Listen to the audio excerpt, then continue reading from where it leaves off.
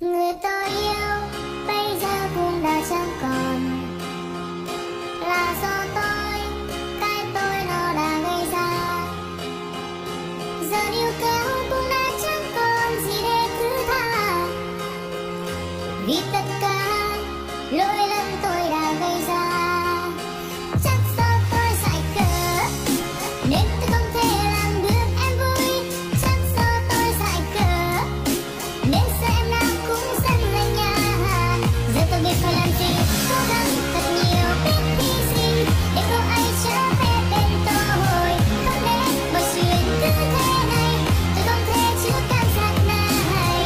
Không không không không ạ, không làm lại nếu đã không có họ. Không không không không ạ, không thể làm lại nếu đã hết nhiều. Bây giờ cũng đã chẳng còn, là do tôi, cái tôi nó đã gây ra. Giờ níu kéo cũng đã chẳng còn gì để thứ tha, vì tất cả lỗi lầm tôi đã gây ra. Chắc do tôi dại khờ nên tôi không thể làm được em vui. Chắc do tôi dại khờ nên giờ em nào cũng giận lời nhà.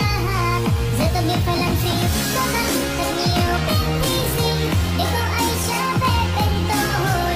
Không để mọi chuyện cứ thế này, tôi không thể chịu cảm giác này.